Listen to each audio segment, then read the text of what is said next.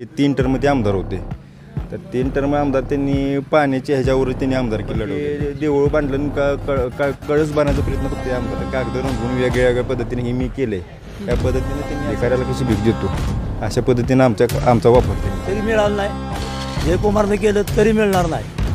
की कसं आहे, पैसे देऊन मतं एखाद घेतो, मग पैसे दिल्यावर काम करीत नाही.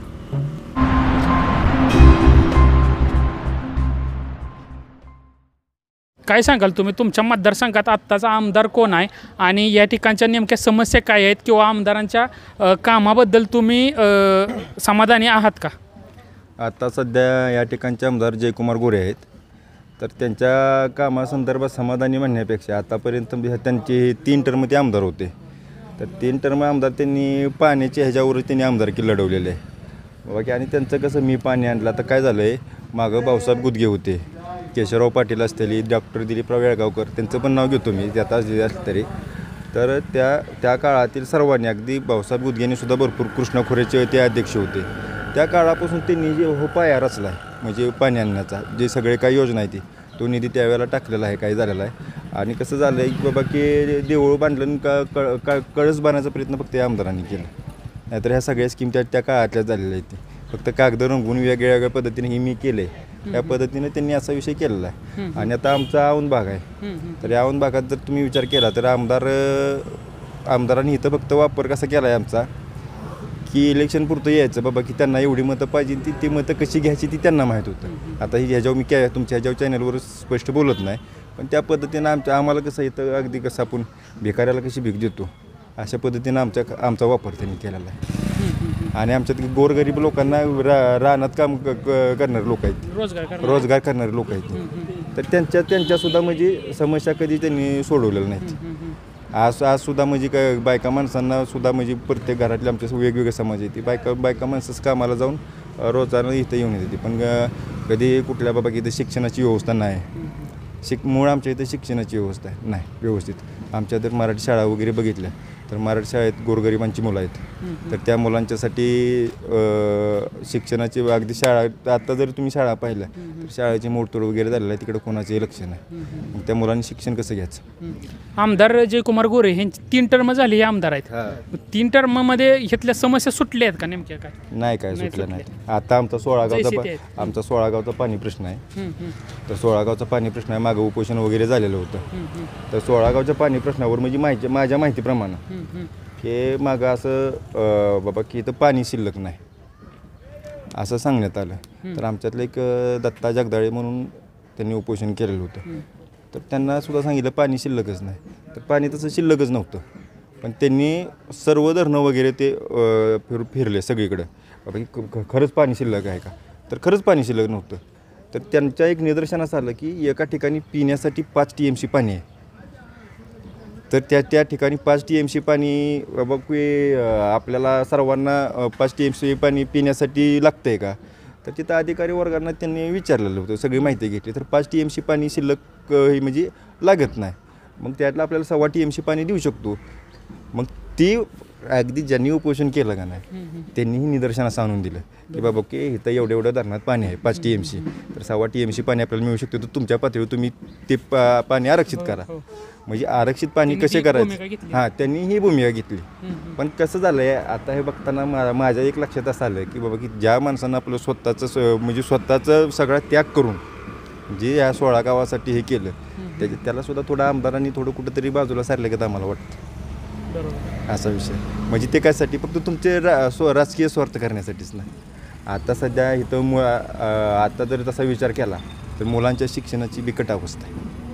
बिकट अवस्था म्हणजे रोजगाराची समस्या आहे. नुसतंच पाणी नाही हो, पाणी हा विषय म्हणजे जीवन जगण्या पाणी तर पाहिजे, पण नुसतं पाणीच नाही. पण पाण्याबरोबर बाबा की कुठल्या आमदारांनी कुठलं उद्योग निर्माण केलं? आज जे मेडिकल कॉलेज होतं त्या इथंच कॉलेज घेतलं ना त्यांनी. बरं, ज्या ठिकाणी याचिकाकर्ते होते त्यांनी जी कोविड घोटाळ्यामध्ये काहीतरी 200 रुग्णाचा काहीतरी अपहार झाला, याचिकाकर्त्यांच्यावरच उलटी ईडी लावून त्यांना आत टाकलं. म्हणजे हा किती म्हणजे मोठा अन्याय म्हणण्यापेक्षा हा किती मोठा हे आहे, उग्रमपणा आहे त्यांचा. आणि अशा उग्रमपणाला आम्ही काही घाबरणार नाही.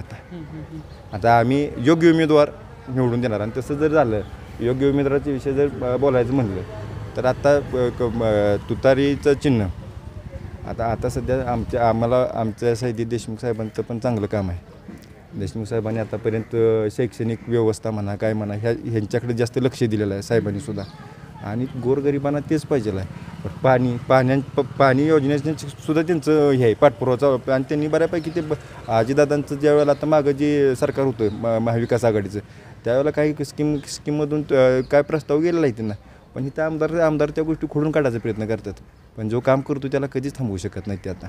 आणि ह्या वेळेला त्यांचा कार्यक्रम आहे तर आहेच. त्यांनी कितीही ताकद लावू द्या काय होणार नाही त्यांचं, असा विषय आहे तो. यावेळी जयकुमार गोरेंना पराभवाचा सामना करावा लागेल असं इथल्या नागरिकांचं म्हणणं आहे. तुम्ही काय सांगाल? मी काही सांगत नाही. जायगावमध्ये कुठलंही काम आमदारानं केलं नाही. 7 रस्ता आहे तो वस्ती रस्तं त्याच्यावर काही देखील निधी टाकला नाही. आता पाहतो नुसतं मजुरी टाकली म्हणून 10 लाखाचा टाकला 20 लाखाचा टाकला ही टाकते. आणि आले काय म्हणतं विधानसभेमध्ये मी पैसे दिले ते त्यांची कामं करणार नाही. स्पष्ट भूमिका दिलेली आहे त्यांनी जयकुमार. आणि काम ही आमच्या जायगावात कुठलंच झालं नाही. आत्ता पाहतो समजायला नारळ बोडलं आता इळीव रस्ता म्हणून जायगावात इळीव रस्ता म्हणून टाकला आहे 15 लाखाचा का 20 लाखाचा. ती देखील होऊ शकत नाही. आता काय झालं त्यानं आज पिकर घेऊन नाचतोय 16 गावाच्या पाण्यासाठी तरी पण काही होणार आहे. वाल्यानं केलं तरी मिळालं नाही, जयकुमारनं केलं तरी मिळणार नाही. ही कसं आहे पैसे देऊन मतं एकात घेतोय मग पैसे दिल्यावर काम करीत नाही ही आमची भूमिका पहिल्यापासून. यंदा मग काय तुमच्या मतदारसंघात महाविकास आघाडीचा उमेदवार विजयी होईल का महायुतीचा? माहितीचा हे आपला तुतारीचाच होणार खटाव माल. आणि तुतारीचंच तीन पक्षाचंच सरकार होणार महाराष्ट्रात. बघा तुम्ही लिहून ठेवा. आणि मी चंद्रकांत बाबूराव पाटील जायगावरनं बोलतो. ही पैसे जी वाटते ती कशाची लाडकी बहीण काय अमकं तमकं ही समजी चूक आहे मोठी. शेतकऱ्याचं काय दिलं का त्यांनी शेतकऱ्याला? आत्ता निर्यात कांदा केला त्यानं आहे का शेतकऱ्यापाशी कांदा नाही. व्यापाऱ्याचा फायदा झाला की ह्याला पैसे मिळणार ना खरं का खोटं? सोयाबीनला किती दर दिला 4,800. आता सोयाबीनचं 4 वाढलं. सोयाबीनचं उत्पादन आहे का आता यातला? कुठंच नाही. लागवडीचे दर कसं काय? हां खतांचे दर होय 1500 1600 1900 पात्र आहेत. आधी किती पोते आणत होता ना आता किती आणतात? अहो पहिली 5 आणि 10 पोती आणि आता 2 नाही तरी 1 पोत कुठं आणायची.